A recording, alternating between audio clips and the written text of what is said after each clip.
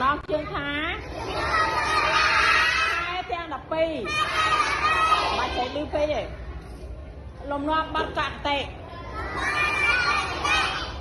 ទី1ខែមករាពីសោណា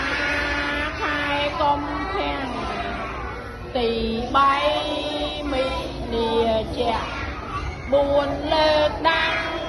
ខែមេសាឧសភាខែទី5 6ចាំមិថុនា7ខែកក្កដាខែសីហាទី8 9ខែកញ្ញា10តុលាលោកស្រដី11វិច្ឆិកានៃ12ថ្មីត្រូវខែធ្នូល្អតែដៃមើលខ្លាំង